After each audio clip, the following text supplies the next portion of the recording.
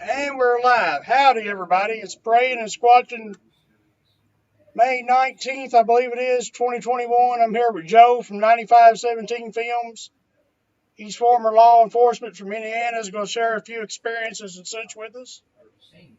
I'll introduce you. I'll let you take it from there. Share as much as you want to or don't want to or whatever you want to tell them. Well, hey, everybody. I'm Joe. I'm in southern Indiana, and I've experienced visual sightings of Sasquatch twice. First time I was 14 or 15, I believe it was in 1993, 92. I was hunting down in southern Illinois, right across the river from Indiana. And as I trekked into where my stand was, I had that feeling of being watched, and it was deathly quiet. I mean, it was fall, but still it's just quieter than it should have been. I ended up in my tree stand and just chilling out, trying not to fall asleep and trying to stay warm. And I heard a big rush of something, and I don't know, 11, 12, 13 deer come running underneath my stand. And I'm just, what? And then something big and tall and hairy walked right underneath there and looked right up at me. It was twilight. I mean, it wasn't full light, but it wasn't full dark. And I really didn't know how to take it or what it was. I mean, I have an idea what it is now. I'm pretty sure it was a squatch, unless somebody was out in the middle of nowhere to prank me, which, with a fully loaded 12 gauge is not a good idea. So I finished out the day, and I've never been back. Now, I grew up out that area on the Indiana side, and that's the guys I went to high school with lived further up the way in a little town called Griffin, Indiana. And they had talked about it. It's right on the river, and a lot of people have talked about the Squatch. So I don't know if it's the same one or if there's a group of them. That was my first encounter. Now, flash forward to 2010, I'm working as a city cop in one of the small towns up there on the river, Spencer County. And I had just moved in with a buddy of mine because I was making a 45 hour commute to work every day and just killing me on gas. So moved in with my buddy, and it was a secluded area. It's probably, 300-400 acres. Neighbors aren't too super close. And I hadn't been there too long. And my buddy, he got called away on business, and I can handle it. And I'm trying to get everything unpacked and ready to go. And it was getting late into the night. I worked third shift, so I stayed up late and just chilling, but I started getting that feeling that, the hair stands up on the back of your neck, like something's watching me. I feel like I'm being watched. I don't know. So time went by, and I just kind of chilled out and still feeling it. So I grabbed my 9mm and started walking around with that, cleaning up my house with a gun on my hip. I don't normally do that. I got tired of wearing a gun on my hip because that was my job. And that feeling didn't get away. So I went and got my 12 gauge. I got an 870 loaded with slugs and double up buck. And next thing I know, I'm sitting there watching TV in my front room, and there's big bay windows, and I hear a thunk. Somebody threw a rock. Well, I about jumped out of my skin. So I grabbed the 12 gauge, went out and stood up on my little deck. And I'm figuring somebody messing with me. The cops live here, or, we've had problems in the past. I've had to run people off. And I turned the light on, and I racked that shotgun, and I'm mad. I'm like, all right, let's do this. And I look across the way, probably about, 40, 50 yards where the tree line is and the end of the woods where the yard ends. And there's what looks like a big boulder. Is it a tree stump? Where'd that come from? About that time, it stood up, and it was big. It was not a full moon night, but it was somewhat light, and a little bit of light. I could see a silhouette. And where I was standing, I stand 5'7". I'm not a super tall guy, but I was about 3 or 4 feet off the ground with the stoop. And that thing was probably pretty close to looking me eye to eye. And he looked at me, I looked at him, and this probably lasted like 5 seconds, but it seemed like a long time. And I cradled my shotgun and just really didn't know what to think. And he snorted at me, just turned around and stomped through the trees. I mean, he wasn't quiet about leaving. I could hear trees and stuff getting knocked down and cracked. And oh my God, I went inside and just chilled. I didn't sleep the rest of the night. And I smoked. And I chain smoked the rest of the night. So when it finally came light out, I was like, I'm going to go get some cigarettes. I'm going to run down the station, and I'm going to go get something a little bit bigger in case this guy's not friendly. On my way, I saw one of the county deputies that I worked with, and he should have already been on station ready to go. I stopped at the gas station just to shoot the breeze, see how things were going. He's like, yeah, he goes, I've been out here on prowler calls all night. He's like, you see anything on your edge, on your neck of the woods? I'm like, well, we'd had the conversation. We've never talked about Bigfoot, but we've talked about big cats down the river bottoms and some of the specters we have in the area, some of the weird spots. So I told him exactly what I saw, and he was just like, oh, like he knew about it. Like, oh, he's back. I was like, so, well, okay. And we just, after that, it was kind of like, yeah. And I told him the next night, I was like, well, I said, if you need me, I'm off. Just holler at me and I'll come out. And luckily he didn't, but he's had encounters with this thing too. And we came to think that maybe it was just migratory. Hoosier National Forest isn't too far away, and then the Ohio River's right there, and you can cross into Kentucky. We're not too terribly far from Spotsville, if you know that story. That's an interesting one. So that's probably one of my favorite Sasquatch stories of all time, right there. Yeah, it's about 35 minutes from here. I was just there a few weeks ago. I'm actually gonna do a quick video on it here when I get my stuff together. It's interesting. I got a buddy of mine lives down there, and he tells me stuff every now and again. But where this happened at, it stuck with me is when the father put the can of either gasoline or kerosene in the corner. Yeah, that's like, if it ever gets in here and tries to take one of us, I'll burn the house down with us in it before I let it. Yeah, that's a whole different level of fear right there. Yeah. You'd rather burn the house down with your family in it than let this thing get to you. Yeah, that whole story it's just crazy.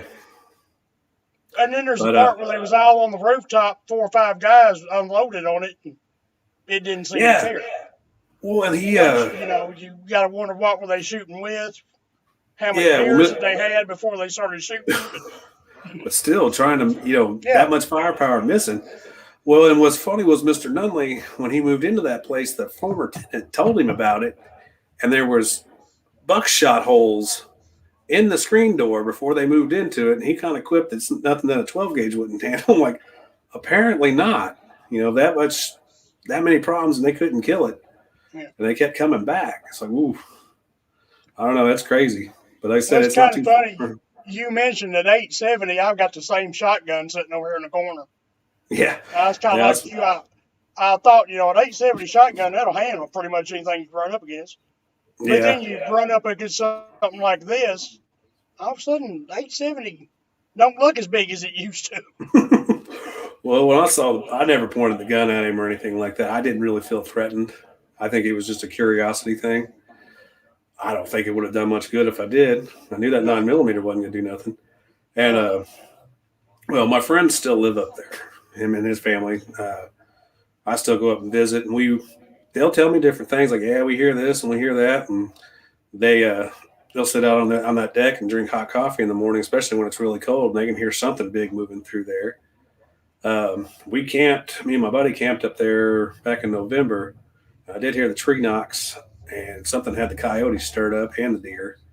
There was a couple different tree knocks. I didn't hear any whoops. I never have heard any of the vocalizations, but I know the knocks. And there was a couple of them in the area. It sounded like it was almost in a triangle around us. So it was interesting. So I definitely think there's something up there. I think he's still there. And it's funny because the property, there's a little lake on it. It's a man-made lake. And my buddy's parents own the land, and they built the house back in 2000. Well, his parents still live there. And there's a old stump that's been cut down, and it was carved into an ape's head. And I've been down there a couple times to look for it. I've seen it. I can't find it now. It's grown up down there. And I'm trying to find a picture. If I do, I'll let you know and send it to you. Mm-hmm. But nobody knows where it came from either. I mean, the only thing I know, somebody had to done it because it is a man-made lake on a dam. Mm-hmm. But who knows? There's a lot of stories that come out of Spencer County. So, but yeah, we got Spotsville Monster down here too. Not too far from the LBL. That's another area. Whatever's down there, they can keep it down there. Yeah, can't get any hard evidence or anything like that. It almost sounds like a cover-up of what happened down there. I don't know if you follow Dixie Cryptid or not. I like his show. But one of his earlier ones, he talked about it was a couple guys were mountain biking across country, and they had stayed the night down there, and they found him the next day. Apparently, they thought it was a dogman attack. And from what witnesses say, the military was called in, which Black Ops, what they thought was Black Ops military. I don't know what it was or not. It's speculation. But there was a Black Hawk helicopter flying around in that area, spotlight on. It zoomed in on something. The soldiers converged, and there was a barrage of small arms fire. They dropped a big net and hauled something out of there. So that's, way after the LBL thing, but there's, the rumor of the dogman and all that, the cursed area. I've been down there. Guy, if you want to get a real good documentary on the LBL and all that, Johnny Henderson and his son Elijah that do the Cryptid Institute YouTube channel.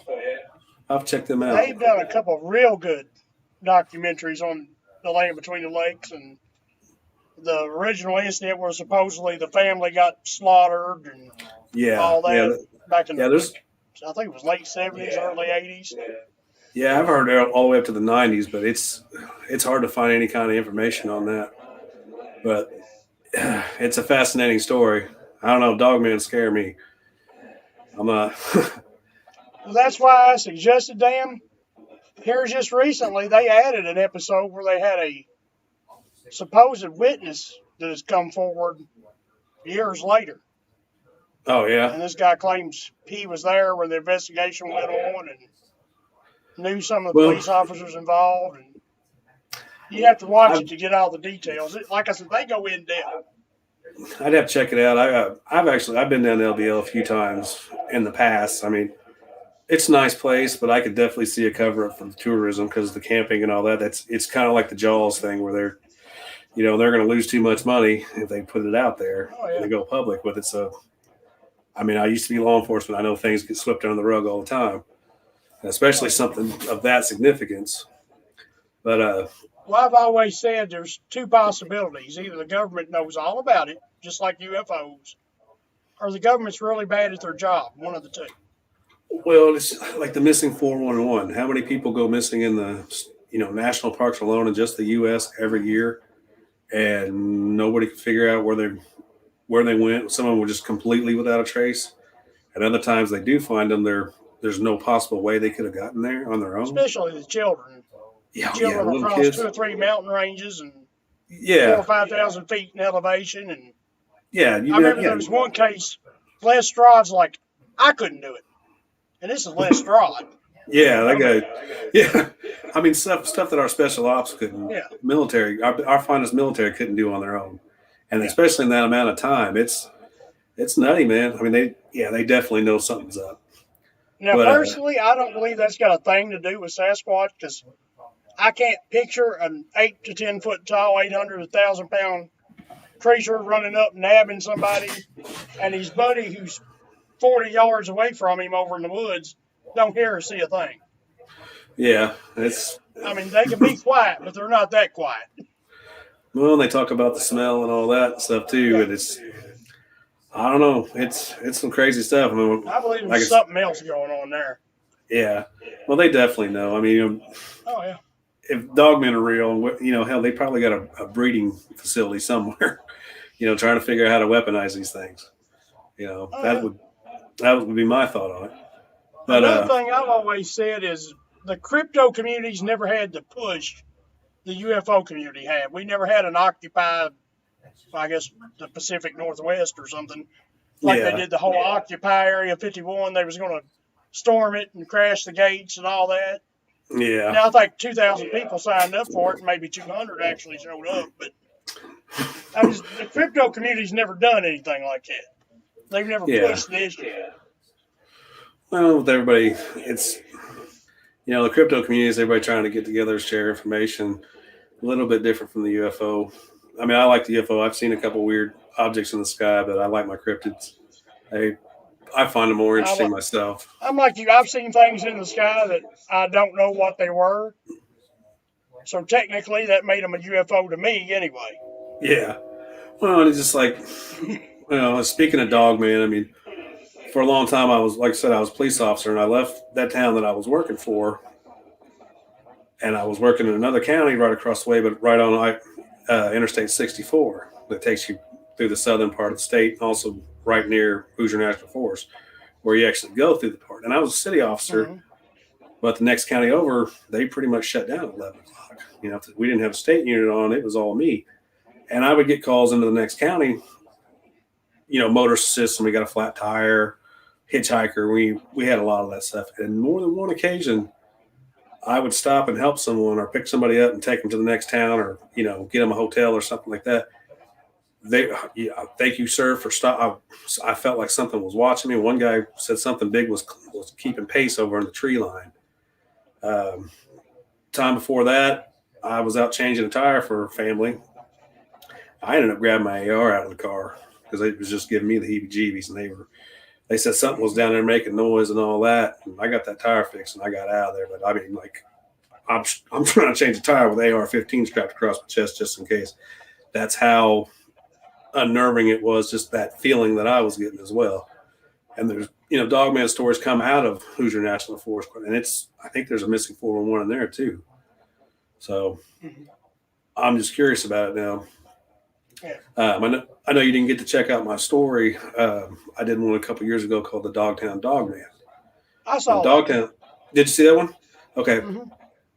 That's, as far as I know, true. That's how the story was presented to me. And I get a lot of stuff on my channel like, do you think this was real? And did this happen? I don't know. I wasn't there. But I know the area. And I know a few years later, there's a road called Seminary Road. And it's just a gravel road between fields. And there's one big oak tree out there. Big oak tree. When I was younger, the girl I was dating at the time, we lived in the city, but we're country kids. So we go out there and just to look at the stars and hang out. And we were out there in October, probably 96, 97. And we got into an argument on the way down there. And she got mad at me. She had driven. And she stormed off walking down the road. And I just sat on the car. And probably about 15, 20 minutes, she comes back at a pretty good pace. And she is deathly pale. And she didn't use cuss words. She told me get my in the car. Now, scared, freaked. I mean, pale, just, and like, she didn't drive fast. We're burnt wheels. I mean, we almost did a 360 getting out that lane and going. When she turned the lights on, I could see down to that tree, and I didn't think anything of it at the time, but there was eye shine. It looked like two orbs up there. I'd say like 7 feet in the air, like, from where I could see. I don't know for sure. You know, light's funny. It could have been an owl. I didn't think anything of it. And we tore out of there. I got her home, and I finally got her calmed down. And so I was like, what did you see? She's like, Joe, I think I saw a demon or something. I was like, what? She goes, because we read a lot of comics. She's like, it looked like Venom, Venom from Spider-Man. I was like, yeah. She goes, looked like him, but he had like no tongue, and his ears were flat back against his head. And it was staring. It was behind that tree looking at me. Well, like I said, I don't know if that's true or not, but that was my closest encounter with all that. That wasn't too far from where the Dogtown Dogman story, if it happened, where it took place. I believe it happened. So, that we got out of there. I don't go down there anymore.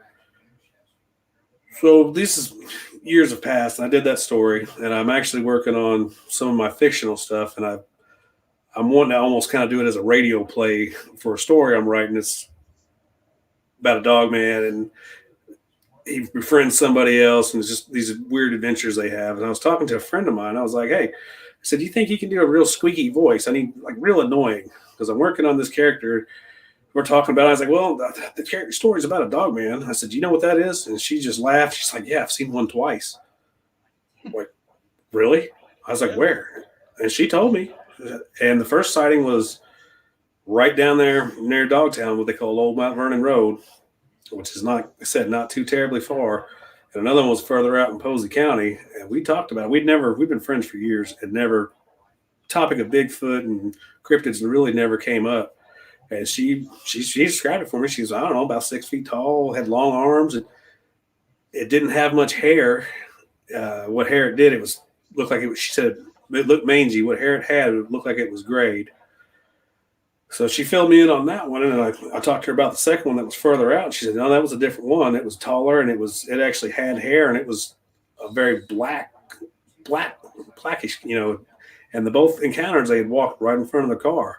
So we're gonna try to get together with her and her mother that was with her to, try to get something. I'm gonna try to do a follow up on that Dogtown video, but I think we've got them living down here.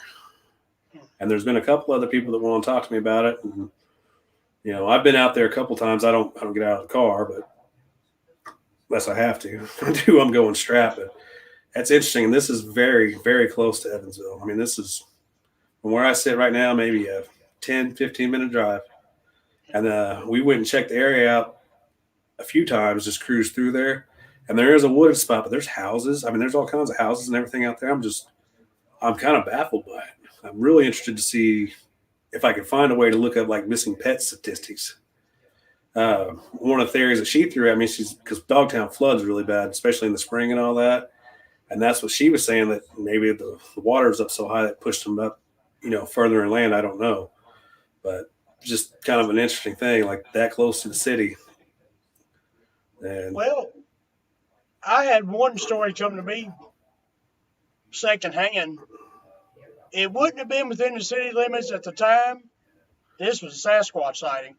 yeah. But where it was spotted now would literally be inside the city limits here. Oh, really? South Cynthiana. Yeah. Okay. And I've heard other accounts where they're seen right on them and Dogman both right on the outskirts of suburbs. Just right. I think the biggest misconception is that you have to go 50 miles out in the middle of nowhere, up in the middle of the Ozark Mountains, to see one of these things. Middle of Alaska, yeah. Yeah.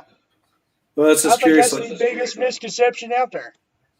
Yeah, I mean, there's been a couple people that have said things about it. I haven't had a chance to actually sit down and talk to them about it, but I'm planning on it. But I am really curious. I mean, where I live, I'm on the west side. The city limit is literally in my backyard. Mm-hmm. So, I mean, it's county, and it's not too far from the county line where Vandenberg meets Posey. Like I said, there's a lot of houses and all that. And there's a trail that I run on between one of our parks and then the college. It's a nice nature trail that you can go out and jog. That's right in that vicinity too. I mean, apparently these things aren't really out to get anybody, because you'd be hearing about it. I mean, that much. Yeah, a lot of the encounters you hear, if they wanted to get them, they got them. Yeah, you'd be got. I've had 2 encounters of my own. If it wanted me, it had me. Yeah, so, with Dogman or Sasquatch? Sasquatch. I believe it's Sasquatch. Yeah. One was probably no more than 40 yards from me. The other one may have been 50 or 60 feet. Yeah. Pretty much the other side of the old pond there, where I do a lot of my videos and trail cams and stuff. Yeah. That pond ain't much more than a glorified mud puddle to begin with. It's probably 10 foot by 15 foot or something like that. Yeah. And I was walking up out of the woods around dusk one night. I was like, about the same kind of noise you described. Just like, oh. I look over, I just see a dark shape go shooting down that real steep embankment there. And I'm just like, that was the second one. Like I said, it probably wasn't 60 foot from me. As quick as this thing had moved, if it come towards me instead of away from me, I'd probably never got a chance to turn my head and know what hit me. Yeah, it got you. Yeah. Yeah. Like I said, it's kind of amazing. Like I said, these stories, whenever I first heard that story, hell, I must have been 19 or 20, the Dogman story. And okay, there's a big werewolf living down there. And then, all these years later, it's like, oh, okay. And, I mean, I grew up out in Posey County, not in the woods. I mean, it was a subdivision, but it was still pretty rural. Never really saw or heard anything that growing up as a kid. But like I said, until I went hunting that day. And it's interesting. About your first encounter, you got an estimate how tall it would have been with your deer stand and all that? How far off the ground? I don't know. I'd say it was probably about 11, 12 feet up in the air. It looked like it was probably maybe 4 feet below me. It was hard to tell with the dark, and it's been a long time. 7 foot range somewhere in there or something? Yeah. Yeah. I couldn't really, he's seen somebody wear, like a ghillie suit, just like Yeah. a it looked like a tall person in a ghillie suit with like longer arms. People talk about the smell. My two encounters, I have never smelled anything. I didn't either. And From like I what said, I've seen so far of reading encounters, talking to people, that's like a 50-50 thing. Some yeah. people do, some people don't.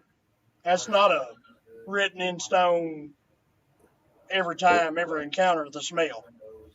But like I said, it followed those deer out. Like it looked up at me, and I kind of looked at it, and just what? I mean, I knew what it was. I saw Harry and Henderson's in the Boggy Creek, but and it just wasn't bothered by me. It didn't make sound. It just kept on going. It went on down the ridge, and I never saw it again. And Dad, I ended up shooting a deer that day, and Dad was like, "Well, did you see?" I didn't even bother telling my dad. My dad's not the kind that believed in anything like that. He thinks I'm crazy when I do my videos and all that. We talked about it years later. I was like, "Dad, did you ever see anything?" No, I've never seen anything because he hunted that place for years. And like I said, I've talked to him about different things like, "Did you ever see this and that?" Because he's hunted all over the country. Oh no, he's never seen or heard anything. But I don't. You probably wouldn't see one unless it came up and like tapped him on the shoulder. Yeah. But I don't know. I It know was people like that. I've always said Bigfoot could walk up, knock on the door, and ask for a cup of sugar, and they still deny he was real. yeah. Well, I think the one is like my encounter in Spencer County. Uh, I forgot Big Bears. He talks about Santa Claus. It's one of the YouTube channels. I forgot the guy's name off the top of my head. Talks about one of the Santa Claus that was similar to the Spotsville incident. I don't know how truthful it is or not. I mean, Santa Claus isn't too far. If you've ever listened to American Cryptid, they're actually in my neck of the woods, not too far from there. They've told a few stories. And then I actually made a buddy on one of the Facebook Bigfoot groups, and we got to talking about it. And he was telling me about that same time frame when I had mine, probably about 5 or 6 miles as the crow flies. He got his truck hung up down the bottom since Pigeon Creek bottom's down there, and he had no cell phone reception, so he had to make the walk back. And Eric was telling me, he's like, "Yeah, man, something was keeping pace with me the whole time." Because it was dark. I mean, I didn't have a flashlight, couldn't call anybody. He goes, "Man, I was scared out of my mind." He said it kept with him for as long as it took him to get, back into civilization. It's a pretty good 2 or 3 mile hike to the nearest little town from where he was at. So I don't know. I'm wondering if it's the same one, if it's migrating. I don't know if it's there all the time. Or I finally got brave enough to go back in the woods, which I waited. It took me about 3 or 4 weeks before I went back and started looking, which now in retrospect, I wish I wouldn't have waited, but I was kind of tripped out by the whole thing. I don't really see a whole lot of sign. Every now and again, I don't see the broken trees or fir, and the soil's got a lot of limestone in it. Like it's pretty not hard pan, but it's pretty tough. It's really hard to make an indention. So It's pretty similar here in Kentucky. We've got a lot of what they call shelf rock. We've got yeah, a lot of caves and caverns and stuff underneath mm-hmm. us. There's been legends forever that there's an underground river somewhere here in my area around my house. Oh And I yeah, will say this area, we could be in the middle of a drought. This area is still green. yeah. So I can believe there's an underwater river running through here somewhere. And Well, with like the you said, game, that ground just does not hold a print. And when you do find a print, you know you found something because I weighed 230. I could go up there and jump straight up and down in the air and wouldn't make it an inch. yeah, And this thing makes a footprint an inch and a half deep. yeah. Well, five, So six, how 700 big was pounds. whatever left that print? Yeah, but we're gonna probably go back and try to look around. Like I don't go out a whole lot just to be squatching. I do enjoy going out to enjoy nature. I like hiking. I like camping. I think we're trying to get a group together to kind of go back out there and check it out because on the property, it's not just the Squatch place. The property's haunted. When you first come in, it's a dead end street. It's probably about half mile off the highway, maybe a little further. There was an old church there that they tore down. There was a cemetery, and they didn't take everybody out of the cemetery. They just took out the headstones. And I mean, I've seen like shadow people and stuff like that. But nothing significant. Well, my buddy Ben lives out there, and he's lived out there all his life. And then when he built the house, and he called me freaking out one night. Like, he's like, man, dude, he goes, I popped the hill. He goes, I thought I ran somebody over, man. He goes, I was like, well, is the car damaged? Is everybody okay? What happened? He goes, man, it looked like this girl from, like, she was out of the 50s or, 60s. Was just standing there in the middle of the road when I went right through her. And, like, I was like, hold on. So you saw this? He goes, oh, yeah, I didn't know about this. This is after I lived there. He's like, yeah, there's a cemetery that's still got people. And I'm like, oh, I'm glad you told me that. I'm up there taking a walk through the woods and probably peeing on somebody's grave. Thanks. But, the yard was notorious for cold spots. Middle of summer, you know how hot it gets, even after dark. And it would be, you could just feel it. It was almost like walking into AC. It'd be like 15, 20 degrees cooler. My youngest daughter, she's 13 now. She was 2 at the time, 2 or 3. It was my first overnight visit. And I went and picked her up. I'd been at work, and I had to drive an hour one way and then an hour back the other way. And she's sound asleep. And we're driving through there. As soon as we get towards where that hill is, I'm watching her in the rear view. It's after dark, but I can see her little eyes pop open, and she's just heads all over the place. And she's like, ghosts. Oh my, yeah. So we parked the car. I grabbed the kid as fast as I could. We just went in the house and just chilled. But the place has kind of got a history of paranormal activity, which I've heard that Sasquatch actually likes cemeteries. I don't know that for a fact, but I've heard a lot of people talk about it. And it's interesting, it's a little interesting thing. So some friends are wanting to go do the squatching during the day and then try to do the paranormal investigation after dark. So we're trying to get that going. Hopefully work will cooperate and I can get my car running right. Mm-hmm. Me personally, because of my Christian upbringing, the Bible says, do not traffic with spirits. Yes. So I don't. Well, I try to stay as far away from the paranormal and ghosts and spirits.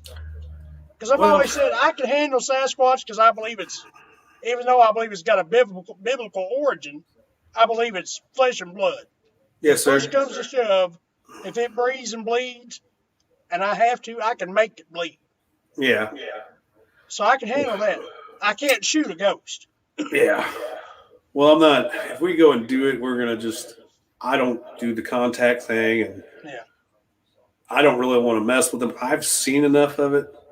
When I was still in law enforcement, I worked the night shift. It's an old town. I've seen some weird spectral things that I can't explain. And one of them, I went to a call. It's an infamous house. It's one of the oldest houses in the city. And it's it's got a history. The woman that lived there and murdered 2 of her husbands, poisoned them. And she ended up having to give up the house, but she went scot-free. And this is back in sometime in the 1800s. And I'd heard stories about it. Well, a couple bought it, and it was their summer home. It's very, very nice old house. And it was rainy. And when it rains a whole lot, it sets off a lot of the alarms. So I got a call, and I guess it was like April or May. It wasn't quite summer yet, and they weren't living in the house. We got the call. And me and my partner went up there. We didn't have anything going on. We're looking. We split up. He took one side. I don't see any signs of forced entry or anything like that. And I'm just about to be done with it. And they've got the big French doors up on this real nice patio. And I look, and it looks like the Predator standing there, in the full camo. Mm-hmm. Like something was distorting the light. And I looked up, and whatever it was kind of looked like it moved its head from what I could tell in the silhouette and flashed red eyes. Done. Oh, I yelled at my partner, so we're out. I called dispatch. Hey, I'm 10-8. Stand by. I'm going to call you. I called them on my personal phone on the non-recorded line. Said, hey, I will never take another call up here again. I said, I'm done. And like I said, I avoided there. I'd have to go down there patrol, but I'd roll the windows up, and it scared me. And my partner was like, whoa. I'm like, this is what I saw. I said, if you think I'm crazy, that's fine. I'll talk to my chief about it. And he was like, well, weird stories come out of that place. He said, but let's just keep it to ourselves. I'm like, yeah, I think that's the best thing. It's like with the Squatch. when I talked to my deputy buddy about it, we decided just to keep it quiet. And I mean, I guess from what I understand is he'd already kind of been through this, so he knew the drill and filled me in on it. We didn't talk about it. Yeah. But yeah, I'll go do it maybe with the EVP meters and stuff like that, but I don't want to get too deep into it. I got a couple friends that do it and they'll ask me, and I'm like, no. I'll be out in the woods with Bigfoot. You and Casper have a good time. Yeah. It's like, I don't want none of that. Yeah. Well, it's like, and people, you don't believe in spirits, but you believe in me. No, I believe in them. I believe in them a little bit too much. That's why I leave them alone. Yeah, exactly. Because I too have seen one. No doubt in my mind, I saw a full body apparition in broad daylight. And once was enough. Yeah, it's scary as hell sometimes. I mean, just. This wasn't particularly scary because it didn't bother me. Yeah. It didn't do anything. It's just the fact you're sitting there and you're like, and your brain is just trying to compute what's going on. Yeah. And then it hits you what you're looking at. Oh my God. Yeah. Well, I said I've seen a couple of them, and it's, I've seen them as kids. I'll take Bigfoot any day of the week. Yeah, I'd rather. I'd rather deal with Bigfoot than any of the other ones. Yeah. And I'm the same way about Dogman. I'm not saying it ain't real. I've never seen one. But if it is real, they've almost got to be paranormal. Because there's no natural biological niche for a half man, half dog werewolf. Well, basically. If you go back in I think like Alexander and some of they called the Cellophane or Ceylonese, they were like a half man, half dog race, and that's what I've read about, but I don't know. But they, it's hard to tell. Yeah. Well, even the Bible talks about lying like men. Yeah. And there's something else I don't want to run into. That's something that's half lying. Yeah, big old nasty. Lying's bad enough. When he gets up on his hind legs, I mean. Yeah, did you ever find out what that sound was? I did not. I haven't been back over there. It was earlier this afternoon, I was over there. Yeah. Do you all have mountain lions down your way? Depends on who you ask. The common man that's out in the woods will tell you we got mountain lions and we got black panthers. Fish and Wildlife will tell you we don't. Yeah. Well, I know that Indiana released a bunch of mountain lions a few years back, and they checked their range and said, when I heard they were traveling all the way to St. Louis and back, so they could have definitely went your way. Oh, yeah. And I know they're out there because I was cruising up to Indianapolis, and I believe I was in Pike County, taking 69, one of the new highways, and my girlfriend and I both looked like dead mountain lion been hit by a car. Had the fluffy tail and all that. I mean, it was a smaller one. I thought it was a bobcat. I was like, no. That's a freaking mountain lion. And for years and years and years, we didn't have them. It's just like black bears. I think we had one in the Spencer County where I had my encounters a few years back, and it crossed over to Kentucky. And that was the first time that they've spotted one of those in this area for like 100 years. So this is about the same. We'll have a bear sighting once every 5 years or so. Yeah. They're more usually in eastern and western Kentucky. Well, in central Kentucky, you don't see them a lot. Yeah. Well, it brings it to the point, too, though, that's, with not having black bears or big cats, there's not really anything out there that you're going to mistake a squatch or a dogman from around here. Exactly. Even the sounds. I mean, we've got bobcats. Said that, back during the pandemic, it was during the winter months, they had a black bear near UK campus right in the middle of Lexington. Oh, really? And everybody's like, how did it get there? And as I'm watching the news, there's a train track in the background, train sitting there, like a train yard, a train track going there. I was like, he crawled up in one of them box cars, took it a nap, woke up in downtown Lexington. Well, I know I've spent a lot of time in Gatlinburg in that area. I've never seen a bear, but I know that they're there. Yeah. So, I mean, that's not too terribly far out. I mean, I'm sure they can stray. Oh, yeah. But I know, like with the dogman too, you don't usually think about Indiana, Kentucky for that type of thing. Well, LBL. But when I dogman, I'm thinking Beast of Bray Road or Yeah. up in Michigan, and the stories that come out of like New Orleans, Louisiana, and down there in the bayou. But here, and it's like I said, I'm really hoping to get some of these people to come out and actually sit down and talk to them about what they've seen and where, and try to map it out. I'm not going to go Well, physically that's look one thing for it. I did notice. You mentioned the Beast of Bray Road and Linda Godfrey. I noticed Hmm. once she come on Coast to Coast and talked about the Beast of Bray Road, all of a sudden you're hearing dogmen stories from everywhere. Yeah, I think there's it's a certain, and this probably ain't the most politically correct way to put this, monkey see, monkey do element. yeah, Oh, yeah. you It could saw a dog definitely man? Well, I saw a dog man too. be. You saw Bigfoot? I saw 3 Bigfoots. Everything turns into a fishing story at that point. Yeah, and And I just think there's a snowballs. certain element that happens. Yeah, well, some of the attention. It seems like Dogman's like super popular right now too. Well, I know As far as another guest they had on Coast to Coast. This has been a few years ago, but they had and I'll forget his name now. David Allen something about the black-eyed children. I'd never heard of black-eyed children until this yeah, guy was on Coast to Coast, and then all of a sudden, people crawling out of the woodwork. Oh yeah, I've seen the black-eyed children. Well, where have you well, been for the past 20 years? like I said, I knew about the Black Eyed Children. I've never listened to Coast, or I don't listen to it very often. But I yeah, listened to it back in the Art Bell when George Norrie was first getting his start.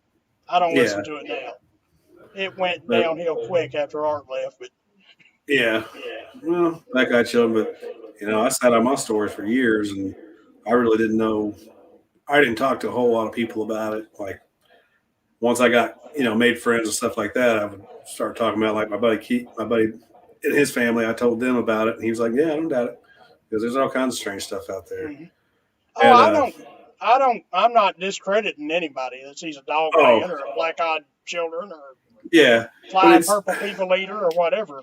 You yeah, saw it, not me. I wasn't there, like you said. but I wouldn't say like yeah, it's kind of a fishing story, but like for me, I think it was just easier for me to. It was There's easier our for me to first like. comment. It was easier for me BD to says, like I've talk never about it. seen black-eyed children, don't want to either. I'm right there with you. That's Yeah, another I one I agree. don't want no part of. Yeah, and then there's something about isn't that over in England or something like that? Yeah. I'm not sure. I've Well, heard they've stories. been, like I said, it started about like the Beast of Bray Road. It started kind of regionally, just like Yeah, Dogman, and then all of a sudden they were everywhere. yeah. I know I've So heard I something always about take it. that with a grain of salt when something just explodes like that. Yeah, You never heard of it, and then all of a sudden they're just crawling out of the woodwork. I mean, yeah. But like I because said, I like you mean, said, some people sit on stories for years, but then you have the guy, oh, I saw one 2 weeks ago. yeah, sure. Yeah. But yeah, it's I don't know, Black Eyed Children. It's like Loch Ness. I don't buy into that. You know, Now, the Mothman thing, if you ever watch Nick Volante that does the North American Dogman Project, I've watched some interviews with him, and he's got some real interesting views on Mothman and the Jersey Devil. yeah, He's pretty much convinced he's figured both of those out, and what he says makes sense. I'll have to He's check got those some out. explanations. Yeah, well, Jersey Devil. I've And the read that thing story a about few that, times. I believe if you see anything within 50 miles of Point Pleasant, West Virginia, I don't care if it didn't look anything like Mothman, it was Mothman because you're Yeah, in Point Pleasant, West Virginia. yeah, it's Same what it's thing with got the to be. Jersey Devil. If you see anything within 100 miles of the Pine Barrens, oh, you saw the Jersey Devil. I don't care if you Yeah. describe a leprechaun, it was the Jersey Devil. Oh, There we go. Been several dogman sightings in America, all with one involved multiple witnesses. Now, that's a whole different ball game when you get multiple witnesses. That's great. yeah. It doesn't seem like Dogman actually cares either. No, like you said, It's and they seem to be more aggressive yeah, definitely. as a That's general what. rule of thumb. That's why I'd rather deal with squatches. Yeah, and people seem to, you hear more that I got that evil feeling from the dog man, like it wanted to hurt me, it was evil. And once again, that makes me think, well, it ain't natural. Yeah, The Sasquatch, 9 out of 10 stories I've heard, I mean, there's nothing aggressive about them, really. Yeah, like you usually. said, it looked at me, I looked at it. We went our separate ways. Yeah, well, like I said, when I saw mine the second time, I didn't. The both times I never felt threatened by them. First time was kind of a shock, and then like the second time we're just sitting there, and I mean, nah, I'm not gonna shoot. You know, I never felt the inkling to shoot at it because I didn't feel threatened. I've heard a lot of other witnesses encounters say the same thing, and then you hear a lot. It was just too. I had the scope on it, and it was just too human. Yeah, I feel like I was committing murder. Well, as I said, like when we go check it out, when we go up there to visit and all that. I always try to look for signs. I kind of think of him as an old friend, almost. I just want to make sure he's like just make sure he's doing all right. But the whole like kill one for science, I don't believe in that. I don't believe any of them deserve to die just to prove something to science. Yeah. I don't have anything against science, but I don't need it either. As far as mainstream science needs a body for proof, I don't work for mainstream science. Yeah. They're not the boss of me. Well, it's like, we need this and that. Science is not, I don't know. It's mainstream, and I know, Lord knows I know I tick people off by saying, mainstream science dropped the ball on this. They've had their heads stuck in the sand for 50 years about it or better. Well, so don't pop up now telling the guys out in the field what we need to do. Well, the government might have put the kibosh on that too, though. Just to a certain extent, yeah. Don't you ever hear the story of like Mount St. Helens? Oh, yeah. It exploded. The burnt bodies and all. Well, now the best one I ever heard. I don't know if you heard this. This lady was one step above a veterinarian. I forget what her official title was. She more or less specialized in injured animals. Yeah. Seriously injured animals. And she gets a call one night, hey, there's a bear being hit out on interstate such and such. And her husband went with her. He was kind of like her assistant or just went to help her. And she gets out there and she said, the minute we got out of the vehicle, we both looked at that, and that's not a bear. Well, they helped get it stabilized and tranquilized. Black flatbed truck picks up, big tarp, on it goes, off the truck goes. All of a sudden, it ain't just state police. You look around, there's guys in black suits and black sedans. She said, I called the next day. They was like, we never called you. There was no bear hit. Nothing, completely. She said they went out there. It looked like they scrubbed and sprayed the road down. And I didn't speak to this lady personally. I just heard the story. So, yeah, I believe there's a lot of cover-up. One of the stories I caught in one of the stories I caught on one of the podcasts, I don't remember, it was on YouTube. But it actually happened in the home state up north of here. I think it was up around Gary or South Bend. Family was crossing the country, had a big trailer, and it stopped in this park for the night just to kind of relax and camp. And something attacked their car and put big gashes all the way down the side of the truck and whatever, the big trailer. And they tried to take off, and they ended up calling it in. And I guess some people showed up, out of nowhere, and pretty much gave them $12,000 for their whole life, and just like took the car, took all their property, took the trailer, and told them never to speak about this. Yeah. And that was an interesting one. So BD says, aside from house slapping and stolen chickens, the Squatch around here seem to be content just to watch people or scare them away. Yeah, like I said, probably 95% of encounters, even habituation stories I hear, the Sasquatch will pretty much live and let live and when they do get hostile, it's usually the humans that got hostile first. Took a shot at them just invading their territory and all that too far, pushing. Yeah, eventually they're going to push back. Well, what do you think about the story up in Portlock? You ever heard that one? Portlock, Port Chatham? Yeah. Yeah, Port Chatham, yeah. Yeah, I'm interested in that one. I haven't got to watch that documentary that come out on it. I know Adam Davies is in it. I like Adam Davies. I got a lot of respect for him. He's one of them guys been around the world and seen everything but the bottom of the deep blue sea, so to speak.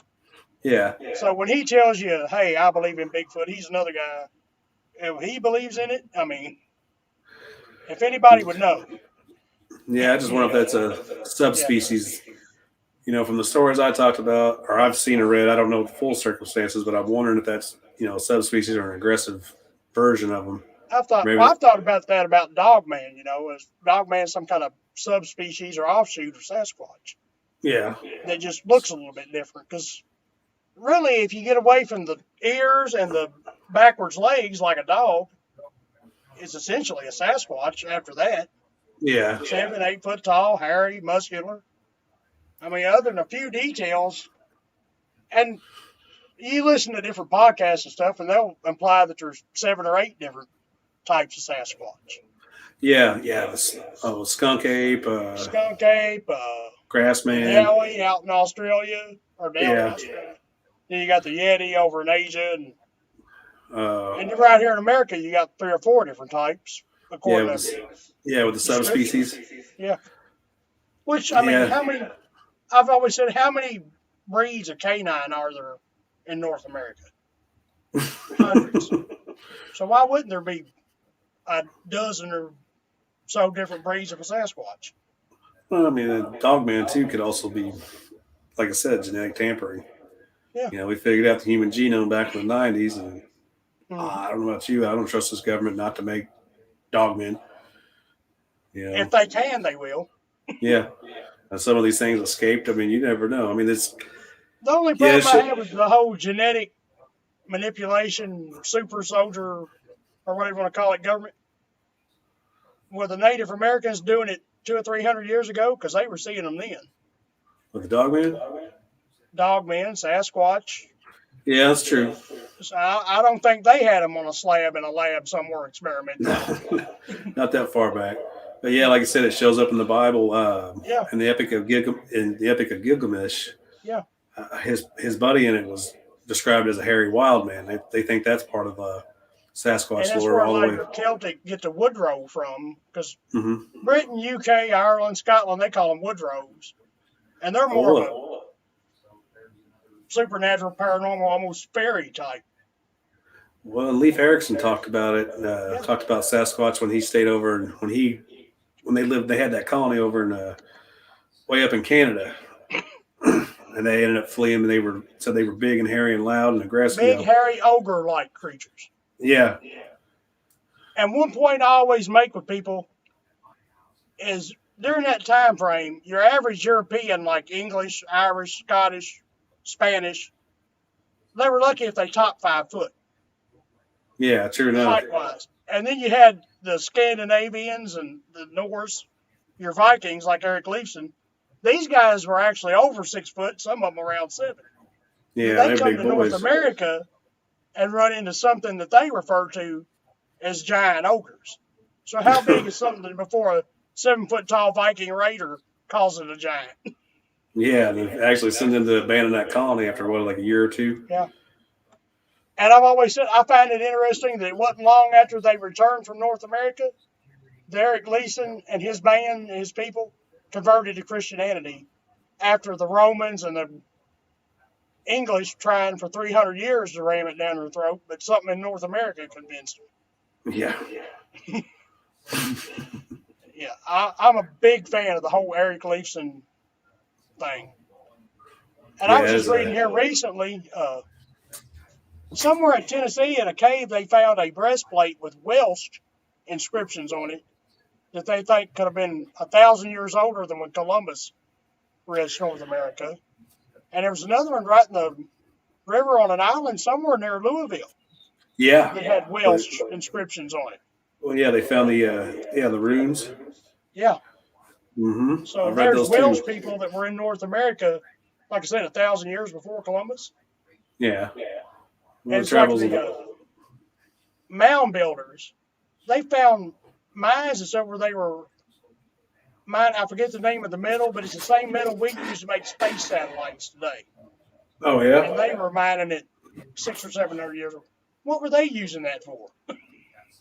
Maybe to make arrowheads out of it, but it's just interesting. They were called the Adian or something like that tribe. They predate most of the North American Native Americans even. And most people credit them with like the snake mounds in Ohio. Well, some we've of the got real, angel mounds here in the area. yeah.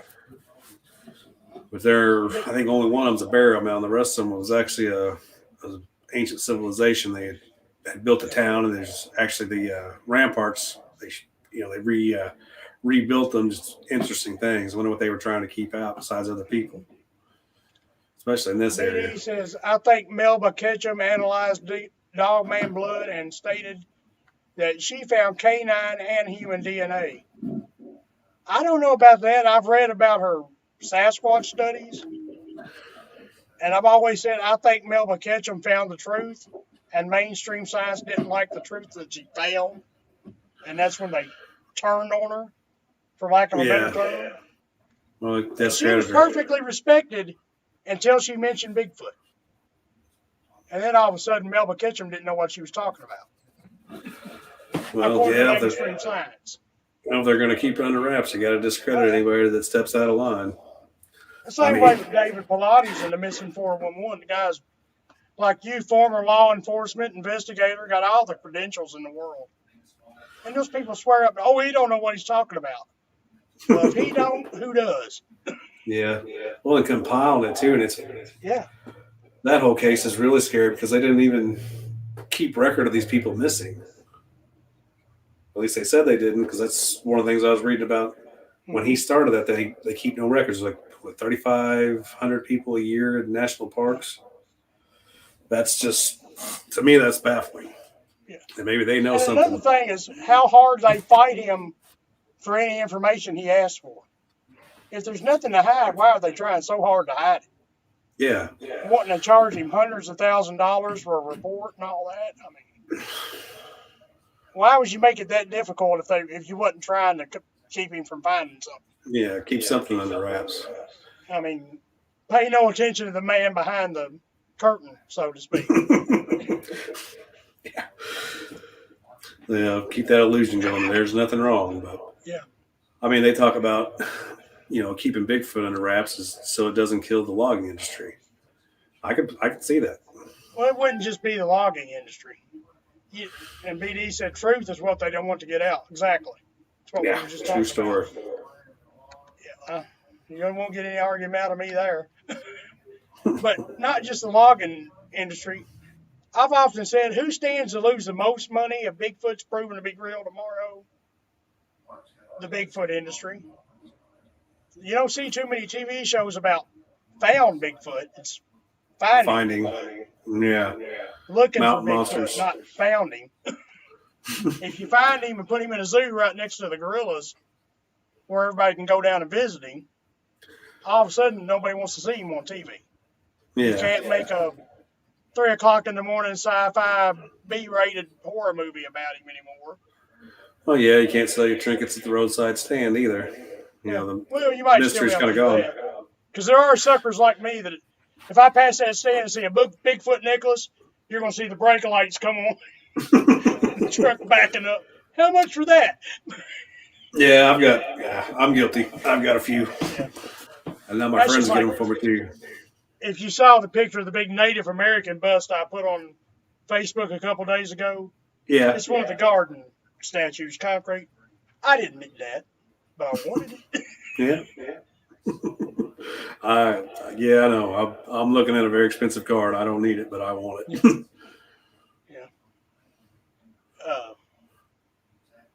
But we got off topic there for a second. Now I've completely lost my train of thought. It happens. We were talking about the historical records, all the different Eric Leifson and all that. Every culture on this planet, basically, has some version of these creatures. In some capacity, yeah. The only other one I can think of like that is maybe vampires. Most cultures have some version of a vampire. Dragons, yeah. Well, and like I say, most legends have some kind of basis in reality. Yeah. I mean, with Bigfoot, at least, you got Gigantopithecus. We know that was a real animal. And its size proportion, what can it be? A holdover. We know they were in North America, and they came across the Bering Land Bridge, from what most scientists think.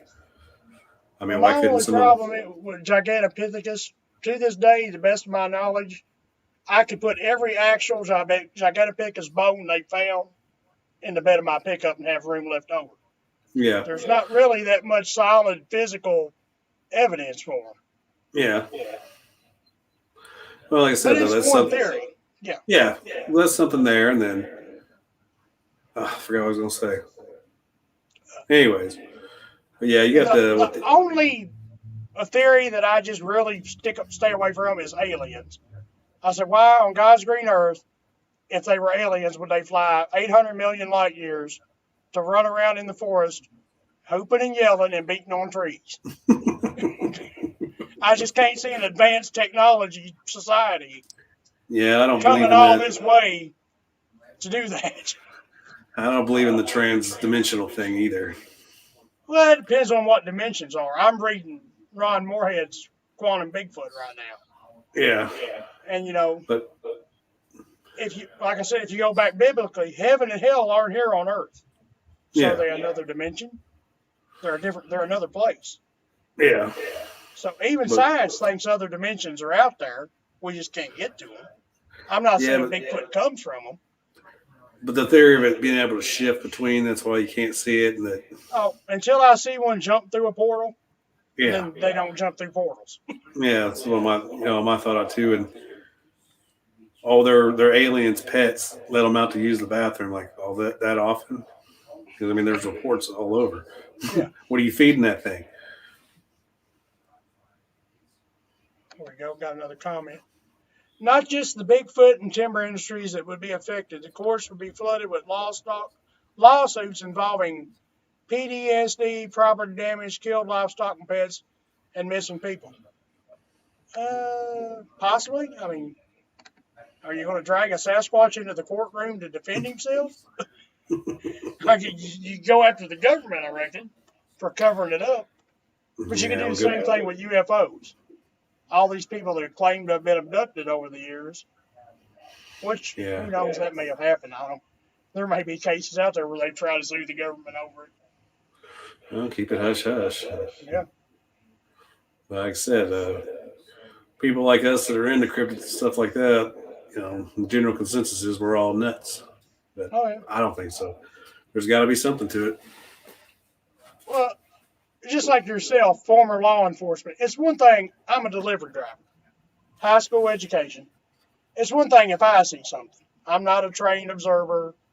I don't have your government training and all that. But when somebody like you is a trained observer sees something, just like with military, I've always said this, law enforcement, military, doctors, lawyers, school teachers, firefighters, EMTs, and all these people have reported Sasquatch at one point in time or another. There's witnesses out there. These are the people that we trust society itself with. Yeah. We trust you to defend us, either locally or on a global, national level.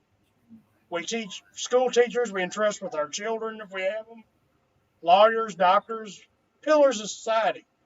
But the second they report seeing Sasquatch, all of a sudden you're crazy. What kind of double standard, double-edged sword crap is that? Well, like I said, I talked to my buddy about it. He pretty much told me to keep it to myself. Yeah. The thing that I saw up in the house, too. As far Chief, as law enforcement and military. Yeah. Chief just told me to keep it to myself too. He's like, I don't need you out on psychiatric because. Exactly. I've heard reports, from officers. They threatened my pension, told me they'd fire me, I'd never see a dime of retirement, so forth and so on if I didn't shut my mouth. Yeah, I never got that far with me, but I didn't want to take the chance either. And there's a famous case with a UFO over Alaska. The pilot was a Japanese gentleman, and this guy had thousands and thousands of air hours. Reported a UFO trailing his craft. Well, no sooner than he set the airplane down, he's taken in a back room. Give us your wings. Yeah. You're out the door. You'll never fly again. Because he reported seeing a UFO. Well, yeah, like I said, they got to discredit you. Yeah. Probably accusing some. I got this off of West with Sasquatch Chronicles. I listen to it all the time. It ain't what you know, it's what you can prove. They Exactly. don't care what you know. We can get on here and scream it from the mountaintops, but until we can prove it, it don't matter. So, what do you think of the theory? I know you like to go out and put like camera traps out in your area. Mm-hmm.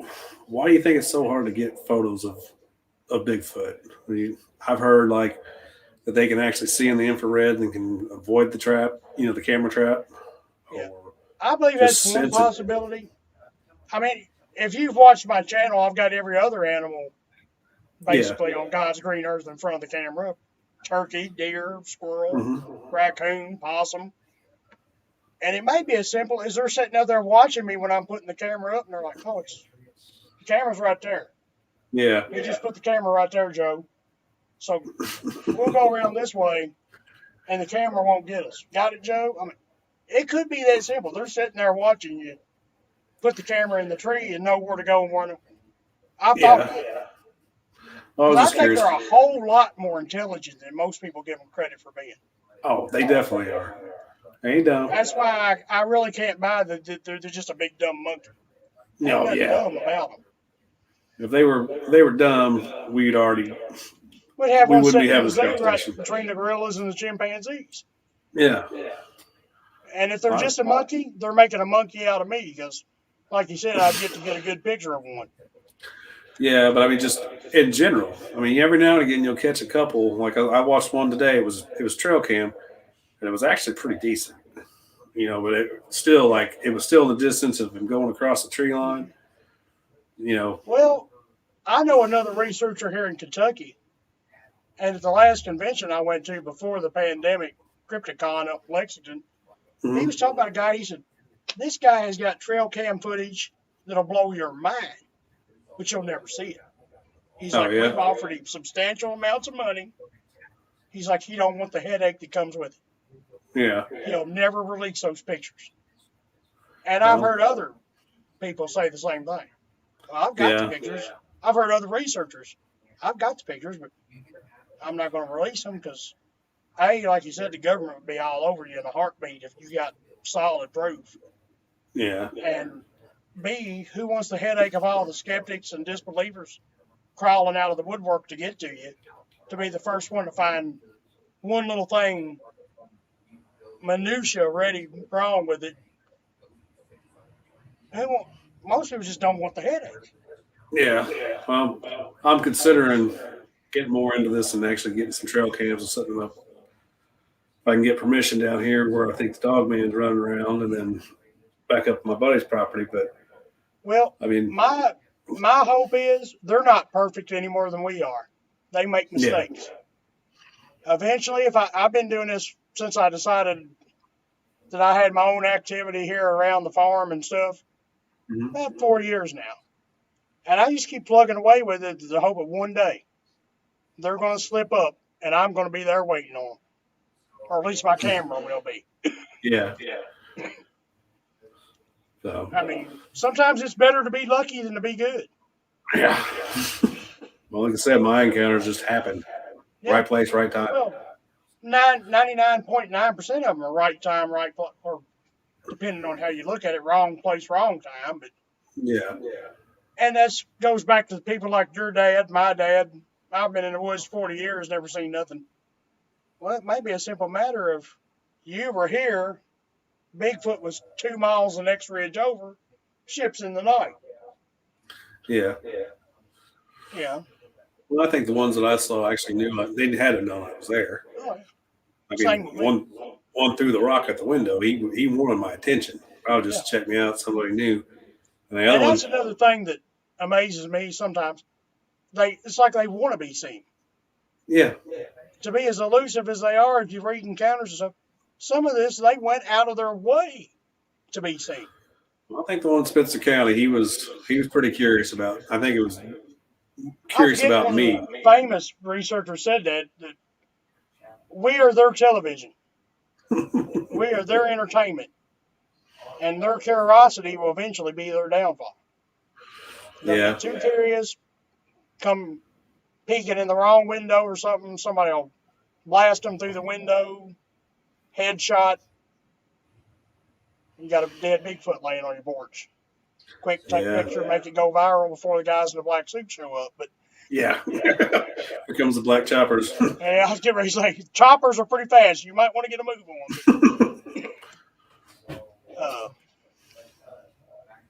Yeah, I mean, I won't tell you not to put cameras out. I'm not going to tell you you're wasting your time. You could put one out there and go back a week later, and lo and behold, you got the money shot.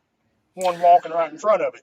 Yeah. You might be like me and go for years, and all you get's a piece of fur here, a flash of hair there. Well, like I said, I'm considering. I know that you do it. I just wonder if it's worth the headache. You know what I mean? Well, I think it's as likely to work as any other method. Yeah. Because the cameras are out there when I can't be. Obviously, I work for a living. I can't go sit in the woods 24/7 hoping Bigfoot will wander by. Yeah. While my phone's still got a charge on it. Packing 3 cameras with you. Cameras are out there when you can't be. Yeah. I was thinking about, like I said, this dogman thing right outside of town's kind of really got my interest peaked. I'm just curious about setting some things up out there and just see if I can catch something. I mean, it can't hurt. Huh? Yeah. Especially when the water goes back up and it floods it out down there in the bottoms. So I don't know. It's just kind of intriguing, I think. Oh, it's definitely intriguing. I mean, if there wasn't, none of us would be here. There wouldn't be shows like this. Wouldn't be shows on TV that are as popular as they are. Yeah. And everybody else bashes the TV shows, how they make money off of it. I was like, you know what? If they did nothing else, they got people talking about it. Yeah. I mean, finding Bigfoot really kind of brought cryptozoology back to the forefront because it was kind of a dying fad, and finding Bigfoot came along and kind of gave it a shot in the arm. And got it going. Finding Bigfoot, and then all of a sudden there was Destination Truth, Mountain Monsters, 6 or 7 other crypto American Monsters. Yeah, Bigfoot in Alaska. Like I said, there was at least a dozen of them at one time, probably. Same thing with UFOs. Monster The Quest, original was UFO Hunters, and all of a sudden there was 10 UFO shows, Ancient Aliens and all that. Yeah. So before you knock Hollywood, you might want to stop and think they might be doing us a bigger favor than they realize. Could be. That's what I tell people anyway. Yeah. But not finding Bigfoot, even if they found one, we'd never see it. Yeah. And I've met Cliff and Bobo. I mean, they're good guys in real life. Yeah. Especially Bobo. Never meet a better guy, friendlier. I mean, he says 4 local DM sightings were in town. I know of no squat sightings occurring within city limits. Like I said, I know of one that at the time it was seen would have been within city limits. Now, it wasn't city limits then. It was right on the outskirts of it. Mm-hmm. I know of 2 or 3 around here that have been seen basically within a mile of the city limits. Now, I did talk to one witness when I first started doing interviews. I never could get him to come on. And he thought he encountered a dog man, and he thinks it followed him home to downtown Lexington, Kentucky. He said, I live within view. I could see Rupp Arena from my front porch. And he said, my neighbor one night said, there's a guy in the back alley looking in your window. He said, well, I'm 6'4". That window's a good 2 foot over my head. But my neighbor saw somebody standing in the alley. Look, and he said he's heard howls and stuff. You know, it's downtown metropolis. I forget what the population of Lexington is.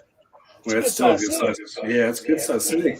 How far is that from Daniel Boone? Now, this guy, his encounter happened here in Harrison County, so about a 40-mile or so radius from where he had his encounter to where he lives. Okay. But Daniel Boone State Park, you're talking probably 80 miles, something like that, from there to Lexington.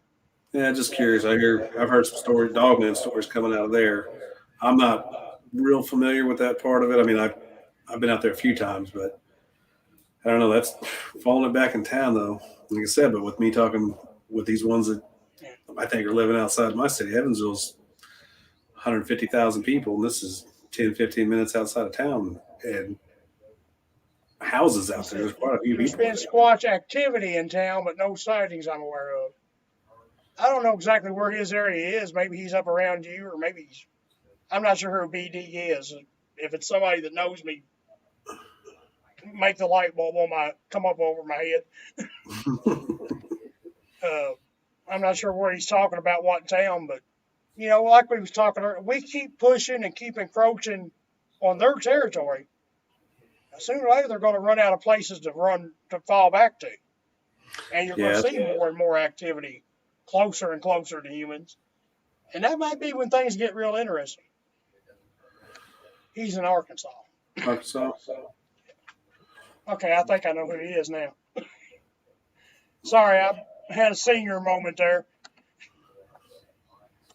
Yeah, when that finally happens, when we back them in a corner, things can get real interesting. When they've got nowhere left to run to. Yeah, I don't look forward to that day coming. No. Because about the only advantage we've got is numbers. Because I've always said, once you take our technology away, we are not the top of the food chain anymore. No, definitely You not. take that gun away from us, we drop real quick. Well, that's something that lives out there in the wild like that. It's evolved and adapted to living that kind of Sense life. is probably 10 times sharper than ours. Oh yeah, sight, I've talked strength. to other researchers. They know when you get out of the truck and start towards the woods, let alone get in it. Yeah. Oh, I don't know. It's mind-boggling. I considered here lately, I was like, you know what? If I did get the definitive proof, I'm not sure I'd bring it out because I'm not sure I'd. Used to think I wanted to be the guy. Anymore, I'm not sure I'd want to be that guy. Yeah, it's kind of my thought on it too. Are you going to be famous? Or are you going to be infamous? Yeah. Well, then how many people are you going to have going to this spot where you sighted it and trampling all over its territory or trying to hurt it, or bait it, or kill it?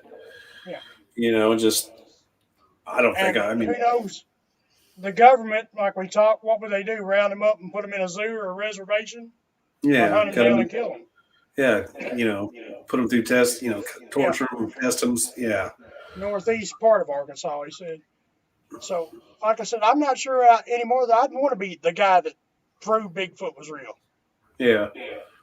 Because I don't have anything to prove to myself. I tell people I've went from being a believer to being a knower. So, who am I proving it to? Like I said, I'm not worried about mainstream science. I don't have anything to prove to them or mainstream media or mainstream society or anybody else. The only person I worry about proving anything to is Jesus Christ. Everybody else can take a number and get in line. Yeah, I think I'd keep it to myself. Maybe share it with a few trusted people, but I wouldn't want to put it I might share it with some friends and stuff, but I don't. The more I think about it, the more I'd never come public with it. Yeah. I'd sit on it. It's one thing to put blurry pictures up there, and I'm out here searching, researching. But if I actually found it, you'd probably notice me missing off of social media all of a sudden. Didn't see nothing. Yeah. But Bigfoot, never heard of him. Which, interesting point, I ran into an elderly gentleman a few months back. I mentioned, I forget how it come up. This guy's in his late 70s. Swore up and down he'd never heard of Sasquatch or Bigfoot. Never seen a beef jerky commercial, nothing. That blew my mind. I was just like, it's become such a social icon. I can't believe that you live in North America and don't know what Bigfoot is. Yeah, it is very popular too. Anywhere you go. Oh. Did you have any more questions or anything you wanted to ask? Or? No, I'm running up on an hour and 20 minutes here. Yeah. I appreciate you coming on. Everybody, go on YouTube, give Joe and his channel a like, click the little button, the bell, help him out. Yeah, appreciate it. If you want to come on again and share more stories or whatever, more than welcome. Well, let me know. I'm not too far from you, so. Yeah, you're in Evansville. See, it's right at 80 miles to Louisville, so you're what, another 10 up the road from across the river from Louisville? Yeah, not too terribly far. 80, 90 miles probably, maybe 100 at the most, I'd say. Yeah. Well, like I said, I'm probably going to be in Independence, Kentucky for too long. I was wanting to go check that out. A buddy of mine just moved up there from Tennessee, and wanted to go check that out. I was wanting to go look around, check out Daniel Boone and a couple, because I know Kentucky's a hot spot, probably the hottest spot in the Midwest. He asked what your channel name was. You might want to plug yourself there for him and anybody else that watches the replay. It's 9517 Films. I've got Bigfoot stories that I talked about, my personal encounters.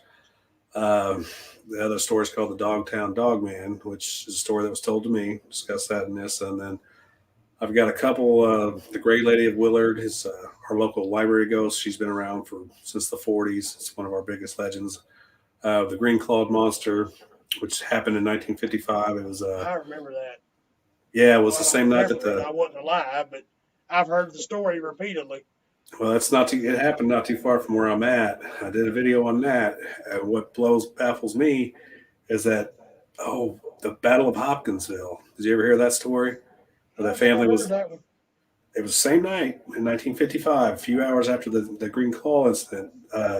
His family down in Hopkinsville, Kentucky, were basically under siege from Little Green Men. Yeah. At the battle. I've always heard it called the Hopkinsville Goblins. Yeah, Hopkinsville. There's Hopkinsville something incident. That's the last name. Yeah. And that happened on the same day. Exactly what you're talking about now. But yeah, that's some of the stuff I've got on my channel. I've got some shooting videos and cars and video game stuff, but I'm actually working more towards the storytelling now. And encounters. The Green Claw Monster, the thing that always stuck out to me there, of all the branches and all the government, everything, the Air Force showed up. Yeah. Over something in the river.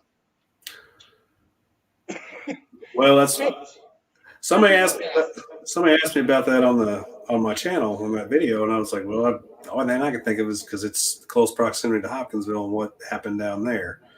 Well, if you think about it, think about what's right up the river in the other direction. Right, Patterson. Yeah, the Spotsville and everything else. So, like I said, that just always blew my. And there's been other cases like that where somebody reports Bigfoot and the Air Force shows up. I can understand the National Guard or the Army or the Marines, but the Air Force makes about as much sense as the Coast Guard showing up. Well, I'm surprised they didn't show up, but I mean that's something. If the Coast Guard shows up in Kentucky, I mean, we're kind of landlocked. If the Coast Guard shows up here, that's really going to raise some eyebrows. But well, actually, the Coast Guard's in charge of all the rivers too. Well, yeah. I didn't think about that. But that's the only reason I can think of that. After the Green Claw incident, why the Air Force would show up and have to do something with the Hopkinsville incident, in my opinion. But there's also the Indiana mud mermaids too that happened a little further east. That's an interesting story. Mm-hmm.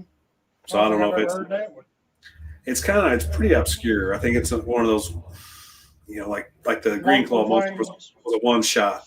Yeah. And I think it was 1904. So I just read about the other day, but my memory. Some of the one shots are the most interesting, like the Flatwood Monster or the Dover Demon or Spring Hill Jack. The hairy hands underneath. Yeah, some of the one shot really weird ones are the ones that really make you go, huh, I'm glad I wasn't there. But yeah, if you guys want to check out the channel, there's a couple fictional stories. That damn thing too. What is the other one? The Devil in My Dining Room, about sleep paralysis, kind of loosely based on a true story. But that's pretty much what my channel is, and I usually try to get something out once a month. I should have that Spotsville Monster one up, I'm hoping, before the end of May. I'll definitely be checking. Like I said, that's one of my favorite all time. Of course, it's right here in Kentucky. Well, yeah, like I said, I went down and got actual footage of it, of Spotsville. Now, we didn't actually go down the road. We just kind of stayed in the cars, out cruising around. But I always try to use that. I got a buddy of mine that's flying in from Alaska now. He was supposed to take some video because he's not too far off he's on the Kenai Peninsula, but not too far from Port Locke and Port Chatham. Yeah. So I asked him to get me some footage of that, some nature footage. I'm going to try to do. I might end up doing that story of the abandoned town up there if I can find it. I don't know if it's ever been done. I'm thinking about the LBL too. So Well, maybe like I doing. said, I know LBL's been done by a couple people. Yeah. And just here recently, Port Chatham, Adam Davis and the guys made a major, like, high budget production DVD of that. Yeah, I think it I was just one of ain't my got to see it yet. 3 or 4 minute, little shorts that I do about the area. But like I said, there's still plenty of stuff around in this area. We've got a buddy of mine, he's from Southern Illinois, and he was telling me about a monster over there. I forgot the name of it, but they thought it was an escaped kangaroo, got off a circus train or something like that. I'm thinking about heading over there and trying to research on that. Well, Lauren Coleman in a couple of his books talks about phantom kangaroos. People see kangaroos in places kangaroos ain't supposed to be since the Well, 70s. I wouldn't doubt with the exotic pets. They talk about There was a guy up in Ohio a couple of years ago got busted for having an exotic pet ranch, and they said he had everything from different kinds of bears to ostriches to big cats to gorillas, and I was like, oh well, that's just great. well, Because yeah, apparently before they busted him, he just opened the cages and let them all go, when they changed the and they laws, never collected everything that he had. mm-hmm. So I said, that's just great. Responsible pet owners. Yeah. Invasive species, yay. But yeah, just They interesting think there's things going like to be a that. leopard or something running around northern Kentucky now. Yeah, you never know. Tiger. They Yeah. think what was it, the Beast of Garou? Have you ever heard of that one? Garay? That was It in was France, yeah. in France. One of the famous werewolf stories. Or They actually think it was a lion, like an escaped lion. now they do, yeah. Yeah. You're talking about back in like the 1600s or something like Yeah, that. way back in the day. Where They the made a silver movie about it, Brotherhood of the Wolf or something like that. I hadn't seen that one. That's where the I think silver it bullet legend came from. had a guy played in the Titanic. Leonardo DiCaprio or Billy Zane? Yeah. Yeah. Okay. I'm Yeah, I'll pretty check sure that he out. was in it. Okay. It's I'll called check that Brotherhood out. of the Wolf. I remember that much. Okay. It's probably loosely based off of that. You know how most movies are when they say they're based off true events? They Yeah. really should put loosely in front of that. Somewhat. This kind of happened, but we're going to Somewhat, make the rest kind of of, this up. maybe. Yeah. Yeah. 2%, the rest. Well, Barry, if I find anything out this way, I'll let you know and message you guys. And All right. I'm going to try to talk to Shane, see if he's interested. Maybe we can caravan out your way if you don't mind hosting for a day. I don't know. Mom ain't keen on having strangers around the property. Yeah, It's still her home, too. So I got you. Well, you're more than welcome to come down this way, too, and I'll take you out to my spots. I appreciate it. Like, I don't get out much because I take care of Mom and I work a lot. But Yeah, I understand that. so I appreciate the offer. I just don't know if I'll ever, any time in the foreseeable future, have time to go anywhere. Yeah. I'm lucky if I can get a weekend off to go to a convention or something. Yeah, true story. So, well, thanks for having me on. I appreciate it. I enjoy your channel. You've got a real good production standard. I mean, I've seen some. It's getting there. But I'll like I said, it's better compared to some of the ones I've seen. I appreciate that. Some of them, it's like you're reading word for word accounts I've heard on other podcasts in front of a green screen. Yeah. Stop it. I've seen that. I mean, like I said, I'm a big fan of Sasquatch Chronicles. Mm-hmm. I don't know how many times I've been sitting there watching another podcast. Like, oh, this sounds awfully familiar. And I'll go back to Sasquatch Chronicles. I'm sure you know what I'm talking about. Okay. I'll look up a certain episode, and if you take Wes's portions of the conversation out, they've made a transcript of the witness. And just on their podcast. Like it's their original. It's like, really? Are you that desperate for attention? But yeah, I should hopefully have that spots filled up before the end of the month, though. It won't be super in depth. I'm going to have directions for the more in depth documentaries that are out there because a couple of them are pretty interesting. Yeah, oh yeah. Like I said, it's near the top of my list. Yeah. Probably it, 8th Canyon, and the Siege of Noya, I think it was called, in Oklahoma. Yeah, That's a hell of a story right there. I'm not And I familiar with believe it. it. Yeah, I'll check that one out. I'm not familiar with it. But If you anyways, thanks watch, for having me. if you get Sasquatch Chronicles, you got to go way back. It's probably in the first 20 episodes or so. Okay. It's Siege of Hamona or Hamonia or whatever it's called. I think it's a two-parter. Okay. And it's one of the more interesting stories I've ever heard. Yeah, I've heard of the Eight Just for a Canyons. teaser, there's one point the woman's husband would yell across fields and stuff for her at the house. I think her name was Sarah. Well, one day the husbands went to town. All of a sudden, from the wood line, she said she hears this big, deep voice, Sarah, Sarah. And her husband's in town. But these things are sitting up in the woods. They've heard him yelling for her. They're trying to mimic him. I was Yeah, like, that's a whole nother level right there. moving. Yeah. I don't know if they stuck it out and still live there or not. Like I said, you get a chance to check it out. That's another great story. Yeah, I'll definitely check it out. Well, All right, thanks man. for coming on, man. God bless you. Have a good night. You too. Appreciate Thanks, it. sir. Yep. See ya. Everybody have a good one. Pray for me. I'll pray for you. We'll see you next time. Till then, whoop whoop.